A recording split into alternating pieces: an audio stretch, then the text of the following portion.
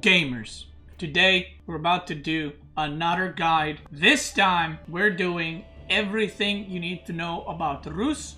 If you're looking for build order guides or guides how to specifically play a civ, check out my YouTube channel on guides and tutorials. There's guides for every single civ for season 1 and season 2, and I will have guides for season 3. But this is like a new mini series where I'm going to cover every single civ. Like I said, it's called Everything You Need to Know About Then Whatever Civ. I've done one for English, I've done one for French, and basically what I'll be doing is covering all the civilization bonuses, all the unique upgrades, all the unique units, and just kind of explaining and talking through the landmarks and giving you some tips and tricks for each civ. Like for example, for English, I gave people tips how to place their farms properly because of the, their bonuses. For Rus, I'll give you some tips for animal hunting and all that. I will be hosting this on PUP, aka the test realm, aka beta server. And the reason for that is I don't want to make everything you need to know about Rus in the old patch or in the current patch because this will be obsolete very, very soon. So I figured might as well continue everything you need to know series on the newest patch where the new civs will be added and with the water rework and so on and so forth. The number one thing you need to do with Rus is you need to open with 2 scouts. 1 scout instantly, you will be building it from a TC. And you always want to do this with Rus so you can hunt animals because it gives you income, it gives you gold, and it gives you faster gathering rate once you reach certain points, which I'll talk about a little bit later. And then you'll build another scout from hunting cabin. But civilization bonuses. So they're expansion cavalry hunting civ, difficulty 2 out of 3, and a lot of lower league players say that Rus is really, really hard because you need to hunt the animals. So in order to get gold. So civilization bonuses, let's quickly go through them and then we'll get into the game. Fortified palisade walls with 100% extra health. So Rus until recently did not have stone walls, they just had fortified palisade walls, which they cost the same, they just have 100% extra health, and obviously they're available, from the get-go. So that's one of their civ bonuses.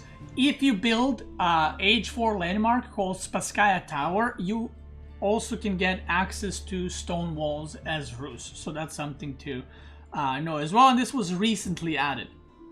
And they build faster. Construct wooden fortresses.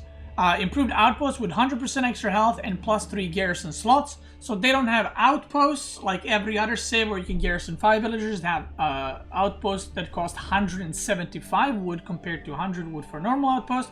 Can fit 8 villagers and has, I think, 2k health if I'm not mistaken.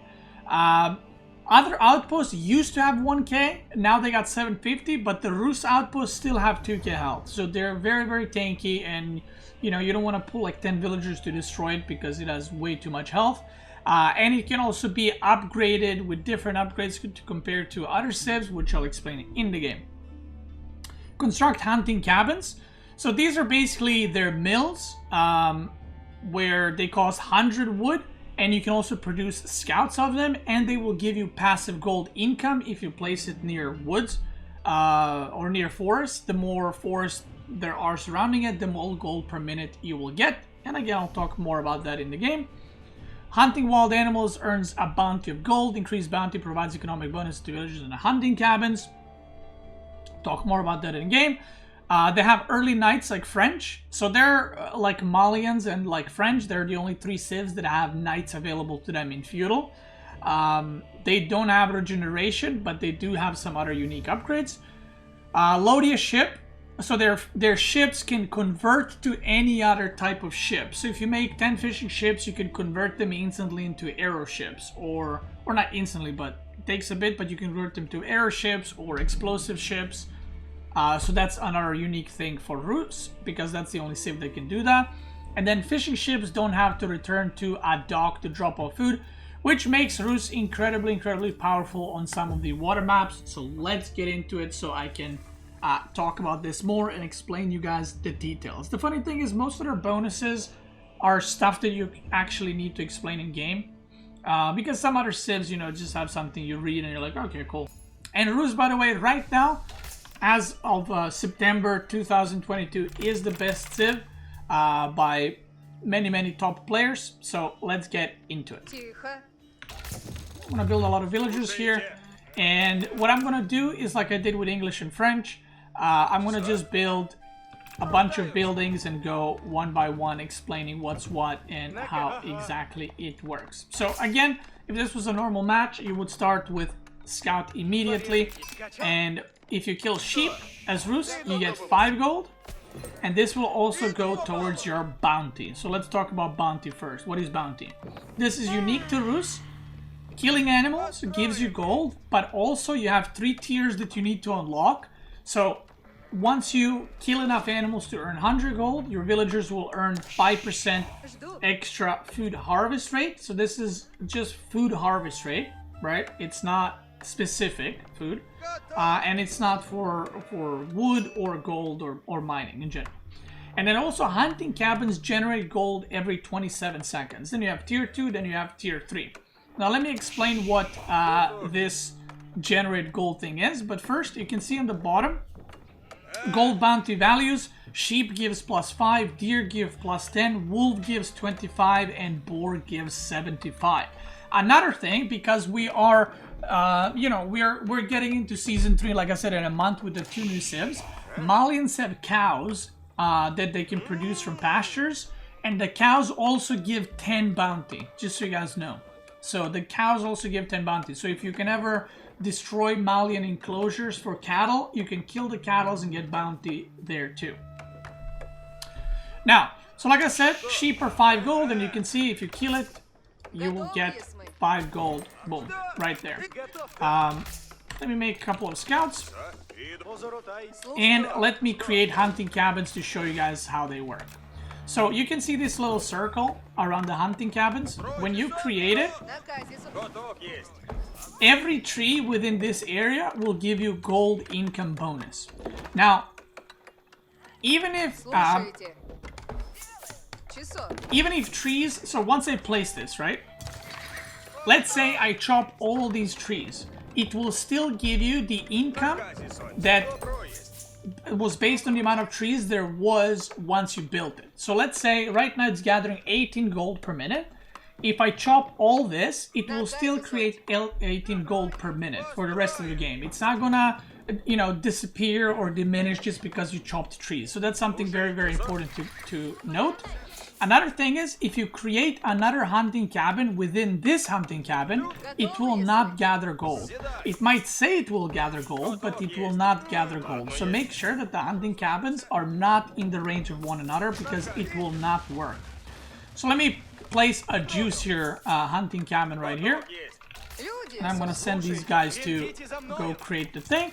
Meanwhile, I'm gonna go kill some deer, some animals to show you guys the increased bounty. I'm actually gonna get these. I'm gonna kill the boar.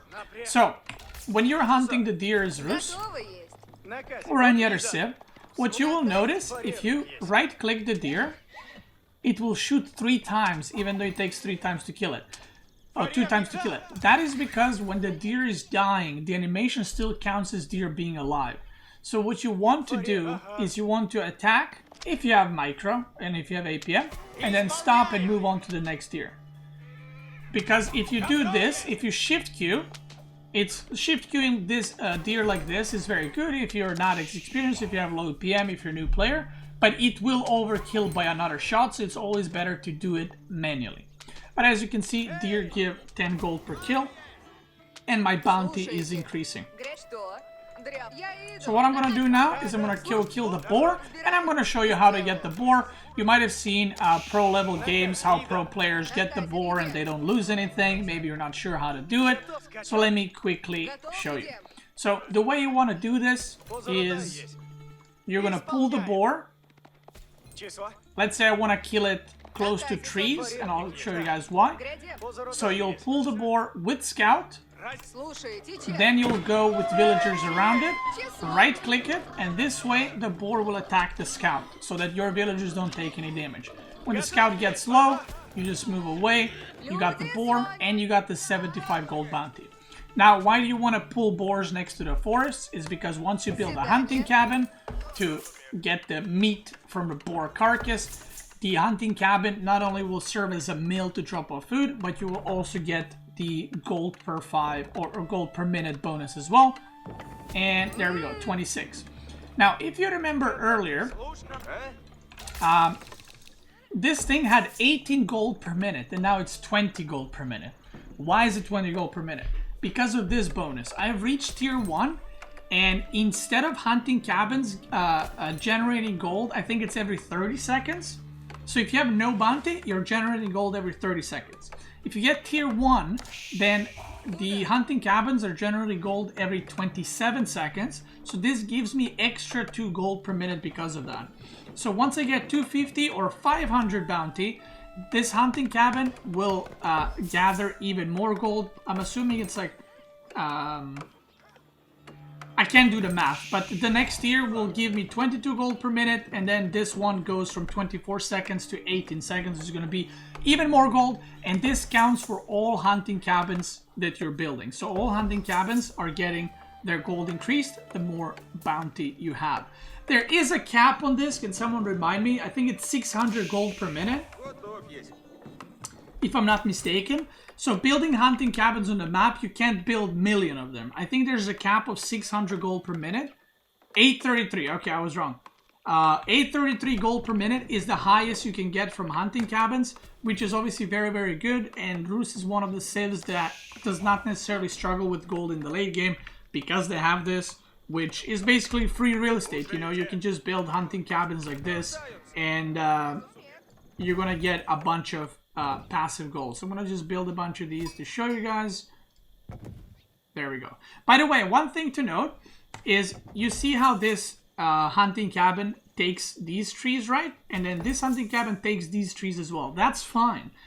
The hunting cabins cannot overlap, but they can overlap in which trees they are consuming for this gold. I don't know how you want to call it. So that's one thing to explain and to know. Because it's an important thing to know how to place your hunting cabins so you don't mess them up. So this one as well, it will cover some of the same trees, but as long as they don't overlap like this, then it's fine. Like if I put this hunting cabin here, it will not generate any gold. So now that we got that out of the way, I'm gonna go kill more deer, because why not? I don't think there's... Yeah, this is boulder based, so this has no wolves, by the way, but you get the idea, you know, for the bounty system. And usually, and I've covered this in my build order guide for Rus, you open with 1 scout from TC, and then you build an extra scout from hunting cabin, so that you can get the animals, and you get the bounty and gold and all that. So as Rus early on, you don't mind the gold to advance to feudal, you'll get it from the animals. Now, one thing I want to mention... this is the, like I said, the new patch that I'm on right now that will come out in 1 month. The wolves no longer follow your units until the end of days. And this is very, very important to note. So before, what you could do is you could tag a wolf with a scout and you could take it to your TC. Now that's not possible anymore. The wolves drop aggro as fast as boars do. So within the same range. So if you pull the wolf, let's say from here to there, it will drop aggro and it will go back to its original position. So you can no longer do that, which is actually a buff for Rus because they have an extra scout compared to the other civs. So Rus getting buffed. So yeah, I built a bunch of hunting cabins here just so you can see. I have, let's see, I guess the gold, okay, there we go. I have 300 gold per minute without mining any gold. This is just from the hunting cabins. And obviously this would increase if I killed a few more animals to 250, that would be even more gold. Now, in one-on-ones, realistic number that you should be trying to get is 250 at least. 500 in one-on-ones is very unrealistic, and it most likely will not happen unless your opponent is really bad and just doesn't kill the animals. In team games, getting 500 is much easier because there's way more animals on the map. So you should always try to get that. Now let's move on. In Dark Age, I'm gonna build a barracks right here.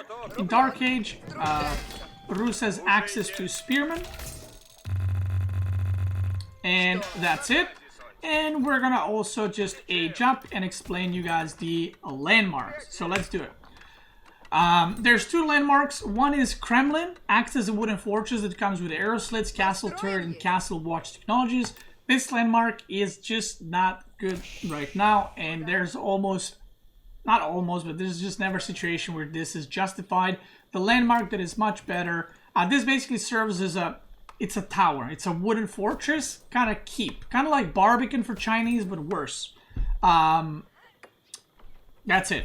On the other side, you got Golden Gate, which is probably maybe the best or second best feudal landmark in the game. And just overall as a landmark, it is incredibly good. So we're gonna go with that one. We're gonna go build a couple of docks to show you how the water works as well. And if you look, the barracks only has spearmen right here.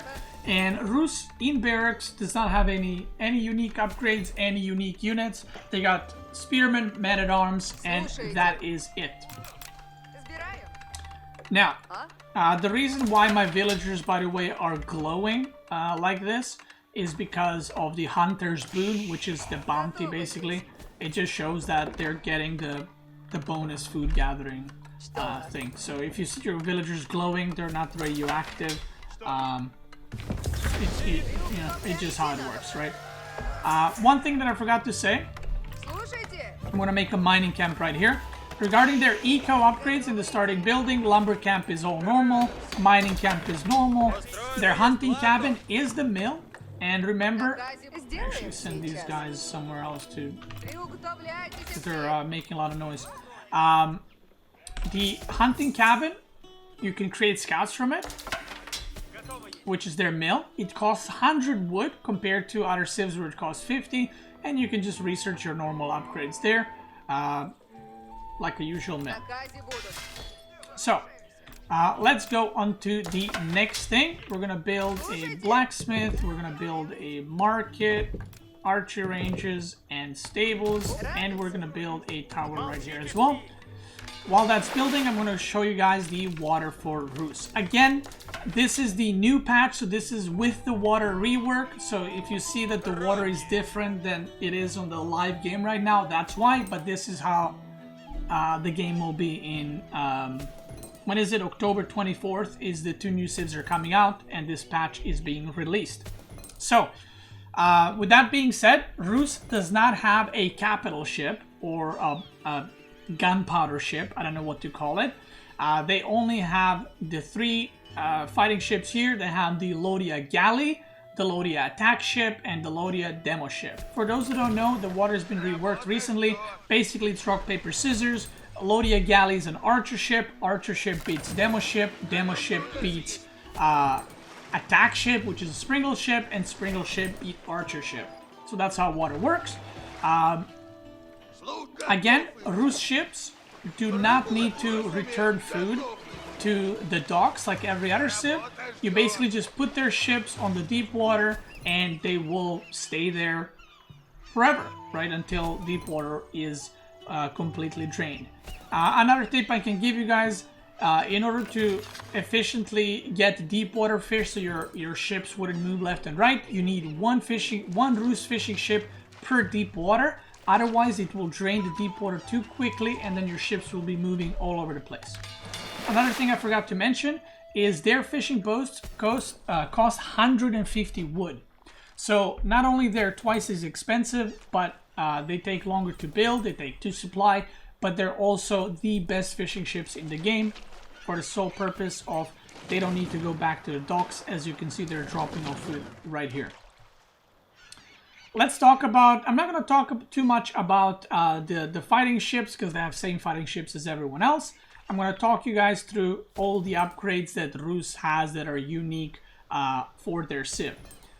So number one thing is this is what every civ has, which is Naval Aeroslines. And I just noticed this. Every other civ, this upgrade costs 50 wood, 100 stone, but for Rus it costs 75, 125. I actually didn't know this, which is kind of interesting, because what it does is it just makes a dock a tower that can only attack on water. Now this is the Rus unique upgrade, and what it does is it's available in castle, converting between Lodia Ship types is 50% faster and no longer has a penalty. So let's talk about converting. So if you select the Lodia fishing ship, you can convert it to transfer ship, you can convert it to trade ship, a galley, attack ship, which is the springle ship, or the demo ship. So what does this mean, no penalty? So before, when you converted, you had to pay a little bit of extra resources to convert based on what you're converting to or from. So what does this mean? Right now, you can see that in order for me to convert to transport ship, it costs me 25 wood. That's the, what's it called? That's the penalty for converting. Once I upgrade this, I don't need to pay that 25 wood. And the reason for that is, Lodia fishing ship costs 150 wood. This one costs, the transfer ship costs 100 wood. So technically, I'm converting it to a ship that costs less. So once I have that upgrade, this will basically not cost anything. But if I'm trying to convert to a ship that is more expensive, so for example, Lodia trade ship is 100 wood, 100 gold. Right now it costs 25 wood and 100 gold, but if I had the upgrade, it would only cost 100 gold. So you have to pay the difference in resources, but you don't have to pay the penalty to do so. I know this might be a little too complicated or too much, but it's fairly simple once you play it and once you get into it.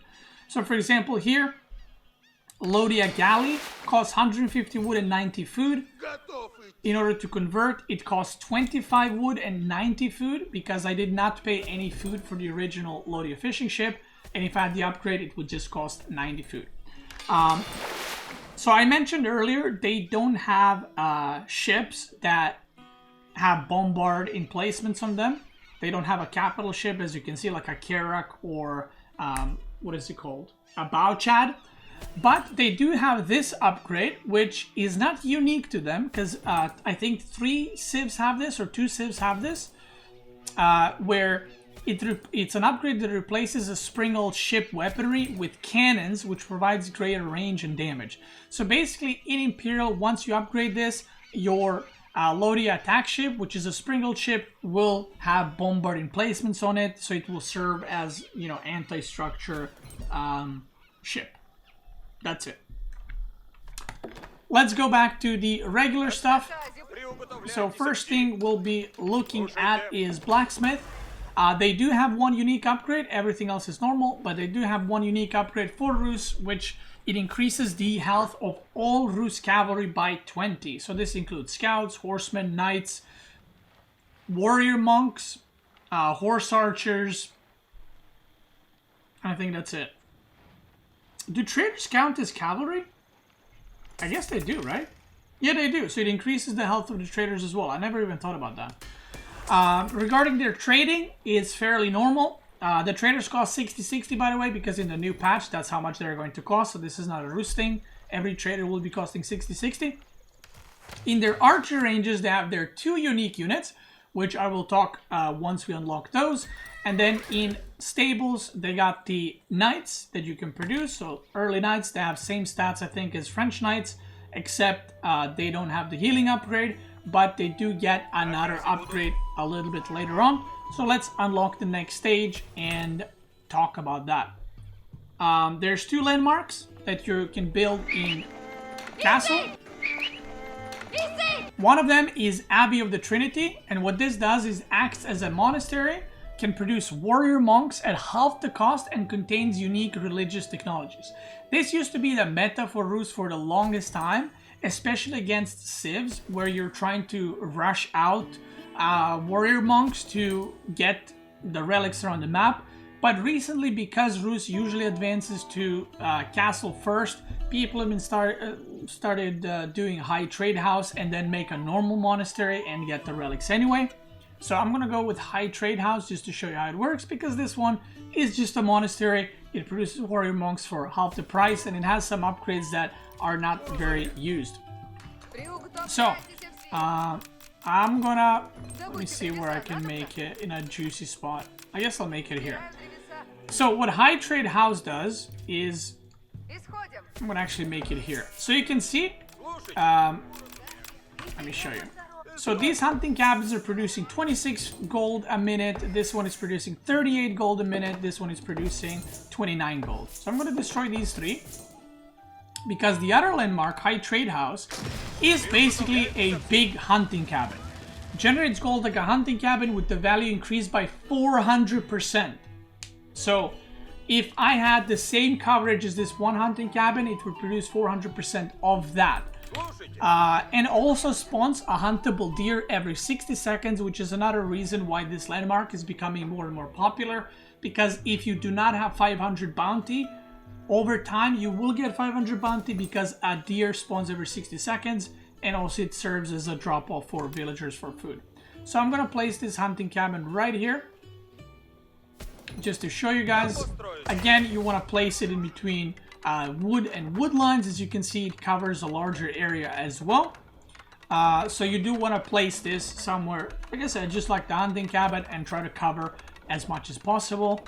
And once it's built, you'll see a deer pop, and you'll also see that it's generating a lot more gold.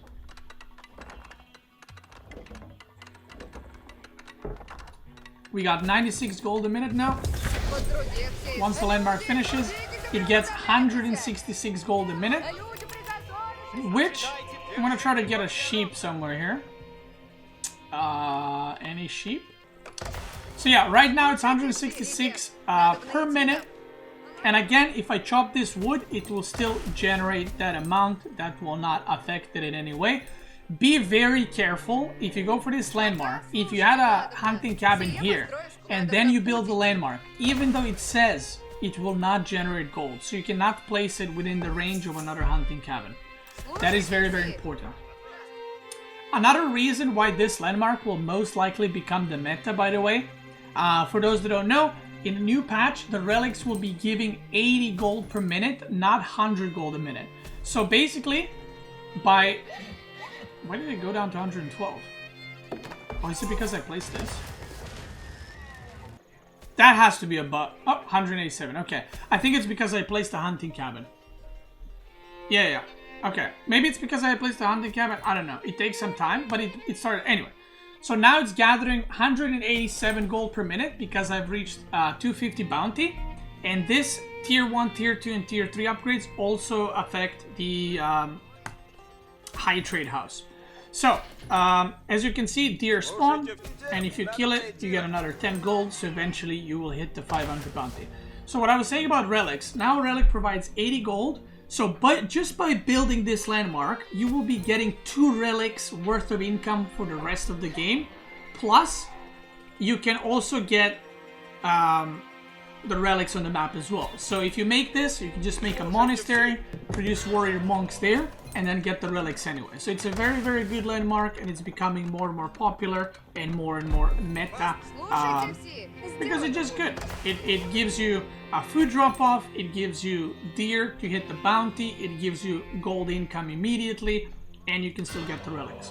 Now, in monastery, these guys cost twice as much gold, so you can see they cost 200 gold, where Abbey of the Trinity makes them cost half. But you can still make warrior monks, and you can still go and take the relics, so that's what High Trade House does. Now, again, nothing new in barracks. We did get access to Boyar's Fortitude, so we'll get that. In archer ranges, in Castle, you get access to horse archers, which we're going to make a couple of those as well. And in Castle Age for Rus, you get the upgrade to Knight. So these Knights are called early Knights. So once you upgrade these, basically they will be like any other Civ that has access to Knights in Castle. They're going to become basically Castle Knights once you upgrade them. So it's kind of like the, you have early Knights, but the downside is you have to upgrade them to Castle Knights later on. These are the warrior monks. And warrior monks are just like scholars and monks for other civs, except they can also attack. They don't do a lot of damage, but they can attack. And they're obviously on a horse, so they're much quicker. And that's something that's also very nice for picking up the relics. And they will also get Boyar's Fortitude 20 bonus health. So once you pick up the relic, you're going to be much quicker running it back home than if you were a pleb scholar running back. Now, another thing that they have unique about them, they have Saint's Blessing. After striking an enemy, the warrior monk increases the armor and damage of nearby allied Rus military units for a duration. Let me see if it works on neutral animals, because I'm not sure if you need to hit an enemy player or not, so I'm gonna just try that now. Deer are still spawning, as you can see. Horse archers are, you know, as they say, they're archers on horses. They do more damage than archer does, but their attack speed is slower, and they're slower than a horseman in terms of movement speed. They have more health than an archer, so they're basically, you know, they're mobile archer that has less DPS because it attacks slower, but it does have higher damage, so it will do better against armored targets. So you can see they're fast AF boys, so you can go for like horseman, horse archer comps, or knight horse archer comps, stuff like that. Alright, let me see. I'm gonna attack... Where's that boar? I'm gonna attack the boar. Maybe it doesn't work on sheep. Let's see. One thing I forgot to talk about, by the way, is the wooden fortress. So this is their towers, and this is probably... it's an important thing I actually missed off. This is their tower. It has 2,000 health. It can be upgraded into arrow slits upgrade. It adds basically arrow slits to the tower. It gives it also +2 range. What does it say? Only one weapon emplacement can be added. That's not even true. That's weird. Next one is springled emplacements. Add a defensive springle, so just like other towers have it, you can just add a springle upgrade on it, so it does more damage. One thing to note, they do not have bombard upgrades on them. So Rus towers do not have bombard emplacements on them. And they cannot be upgraded to gain more health, because they already got 2k. This is unique upgrades for Rus. One of them increases the damage of arrows fired from this wooden fortress by +2. So these are very, very good to get, especially early on if you're playing as men-at-arms or knights. You know, they're going to be much better at defending you. And it costs only 75 stone. And this upgrade increases the sight range of wooden fortress tiles, wooden fortress by 6 tiles. Obviously, I can't show you because the whole map is revealed. But if it reveals up to here, you know, it gives extra vision around it. So it's pretty cool. Now, let me see if this works. So it should give me a buff to all my units around it. Okay, there we go. So it does work on boar. I'm going to move it. Maybe I'll need the boar. You can see, just because the warrior monk attacked within its friendly units. Oh, let's do it again. Does it work on sheep? It works. The scouts got +1 armor and +2 damage, and this can be further upgraded into the monastery. This is not really used in battles as much as it probably should be. It's used sometimes if you play like mass horse archer and then you get some scouts and some warrior monks, because it will boost the damage of all your units. But it's, you know, they're very expensive, especially if you go for high trade house, so losing them in battle is kind of pretty bad, right? But it's a good thing to have. It's just a, you know, it's just a bonus. What else did I want to show you? Let's see. Oh yeah, one important thing that I forgot to mention is if you click on the wooden fortress, you see this range of influence. What is this? Lumber camps and town centers within this influence will return 20% more wood. So let me show that to you guys. I'm gonna make a lumber camp right here.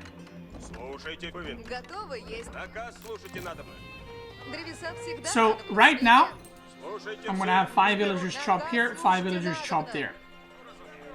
So I'm going to show you what's about to happen.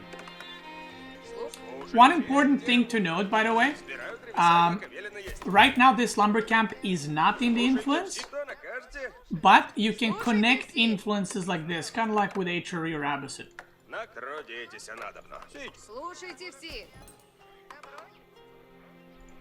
Okay, so without influence, these workers deliver 10 wood each. So this is pretty normal, that's how it should be. But if this lumber mill, and you will see this little plus above, is in the influence of the wooden fortresses, then they will drop extra 20% of wood, which is a really good economic boost early on. So you see now, if I drop off at the same lumber camp, they will give 60 instead of 50 total. So this is part of the reason what makes Rus so strong. They got the passive gold income, they got the bounty system, which increases their food gathering rate, and you also got increased wood drop-off. So very good skill to have. We'll make their keep and their siege workshop as well here.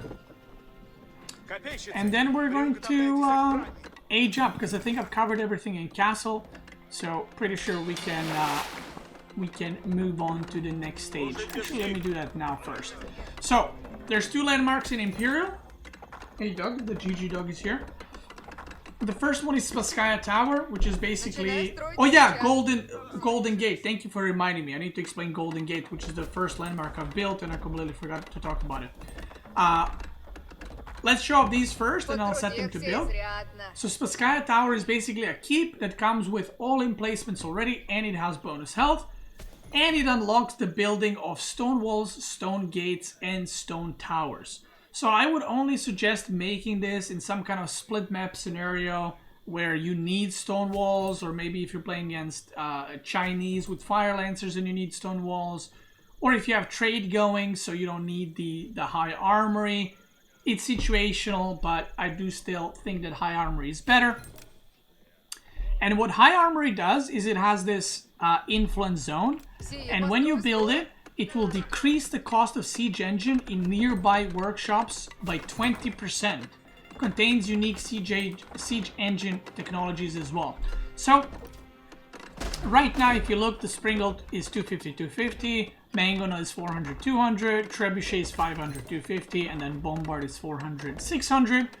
Once the landmark finishes, all these will be 20% cheaper, and you can also make more siege workshops around it too. And that's where you should be building your siege workshops. So now if we look, Springald is 200-200, so it's 100 resources cheaper, Mangonel is cheaper, Treb is cheaper, and then Bombard is cheaper as well. Very nice. And once you click the high armory, you also get unique upgrades, and these are all unique Rus upgrades. Increases the range of Springalds by 0.5 tiles, increases the ram damage by 100%, that is a Keck W because it sucks. You have the siege crew training, which is very good. So you know when you fire with a Trebuchet or Mangonel, they need to kind of set up and then they shoot. Well, this makes it instant, so you can actually shoot with Mangonel, move it, shoot it, kind of like actually micro your Mangonels really quickly. So this is a really good upgrade. Probably the best one, and then this one is really good. And the last upgrade is fine-tuned guns, which increases the attack speed of bombards by -20. It's technically plus 20% attack speed, or decreases the attack speed. Reload, it's kind of worded weirdly, but basically your bombards attack 20% faster. And that is unique again for Rus. Now, let's talk about... I'll build a university. In Siege Workshop, they got nothing else. In their keeps, they're just normal keeps. They got normal emplacements. Regarding the Imperial upgrades for stable and archer ranges, you get Knight Sabers, which increases the sword damage by Knights +4. And I think, I might be mistaken, but this makes them the highest damage Knight in the game. So, you know, that's again, unique upgrade to them. And then you also have an upgrade to Elite Horse Archers, which just makes these archers or horse archers Imperial units. And they have a unique upgrade, increases the weapon range of horse archers by +1. And you get a new unit, Strelci, which is basically a unique unit of Rus. It's basically a hand cannoneer, but it has different stats from hand cannoneer, and it has an ability as well, which I'm going to build a couple of more archer ranges to show you, so I can build a lot of them quickly. Alright. University upgrades, they got nothing unique going on, so it's all just standard stuff. And let's talk about the Golden Gate. Now, Golden Gate is another reason why Rus is a very strong civ. And what Golden Gate does, so this is the feudal landmark, the one that I said is probably the best or second best feudal landmark in the game. you have these tickets. We call them tickets, they're called supplies, okay? Whatever. Each ticket allows for one trade, and I think you get one every minute. So what does this do? This is basically a market, and you might be like, oh, that sucks. It's a market. You can't even trade to it, by the way, so it's not really a market. It's a market, but it's not a market. So you can't build traders out of it. You can't trade with traders with it, but what it does is it gives you better deals. So in an actual market for any other civ, whenever you buy something, it becomes more expensive to buy it next time. When you sell something, you gain less gold from selling it the next time you sell it. And you also influence your opponent's market that way. This is something that I'm not sure if a lot of people know. But if I sell a bunch of food, the opponent will also get worse prices for food. So, yeah. Now, what the Golden Gate does is the prices don't change. They're always like this, and they're favorable. So you always get 50 resources bonus when you trade. So if I want to buy food, I spend 100 gold for 150 food. It says 150 food per minute. That's funny. But I don't know if this is a poop bug, because I've never seen this. It might be. You don't gain food per minute. You just bought food. So it doesn't matter how many times I click it, I will always exchange 100 gold for 150 food. Now, obviously you don't want to be necessarily buying food, even though you can if you want to age up quicker or something. But there's stuff like you can sell food for 150 gold. You sell 100 food for 150 gold, and this is insane value in the late game. And another great thing about this landmark is you can buy stone in the late game. So a lot of civs struggle with stone in the late game.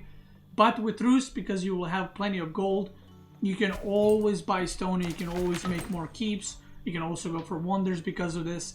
And it might not seem like a greatest thing or OP thing, but this is probably the best feudal landmark in the game, together with Akin Chapel.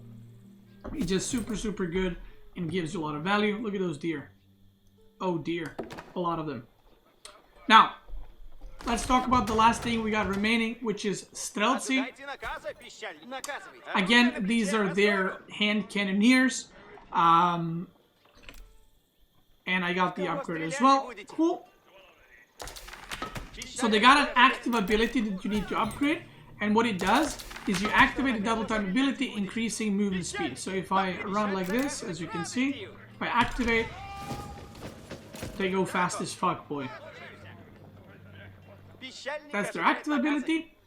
And their stats are a little bit different. They have less range than a hand cannoneer, but they mow down everything they see.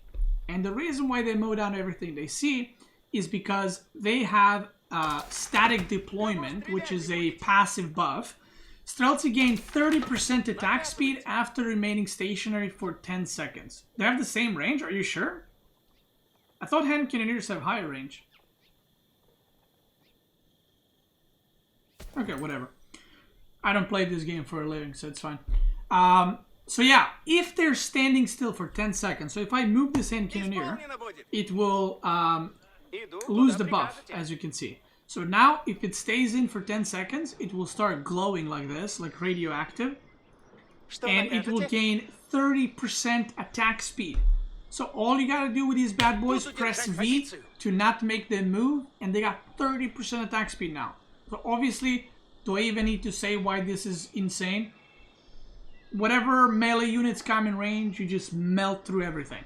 One thing you need to be careful of is if you A-move them, the moment something is not in range, they will constantly be moving and they will lose the buff. So whenever you get engaged with Strelci, you kind of want to just hold position and wait for the buff to kick in. And this makes them very good against, defending siege against cavalry, because you put them next to siege and they get insane attack speed. How many villagers can you harvest deer on High Trade House? I think it's 6. Don't quote me on this, but I think it's 6. 6 is the perfect number once you get the survival techniques, which if you go for this landmark, or in general with Rus, you want to go for hunting survival techniques, because you're going to get the boar and you're going to get the deer. And if you go for this landmark, you will also gather more deer, because for those that don't know, this does not, horticulture does not work on hunted meat. So if you get this upgrade, you don't gather deer faster. I think it's 6 workers. Basically, 6 worker will gather out the deer completely by the time next one spawns. It might be 6 or 8, I can't remember. I think it's 6. So yeah, you don't want to put like 20 workers in this, you know, unless you have this many stacked up. Just so you know. Anyway, I think that is it for Rus. I don't think there's anything left for me to explain. I'm trying to think if there's anything else, but I think that's it. Another thing I think I mentioned before, town centers also work for the influence of the wooden fortresses. So if I build a town center here, you can see the little plus. Whatever you drop off, whatever wood you drop off to the town center, it will also give you 20% bonus wood. And that's pretty much it. That is pretty much it. Yeah, Streltsy do have a melee attack. That is true. That is true. Ships, cover the ships already. Anyway, if you're watching this on YouTube, I want to thank you guys so much for watching. I hope you enjoyed the video, and I hope you learned everything you need to know about Rus. If you're watching this on Twitch, let's keep going.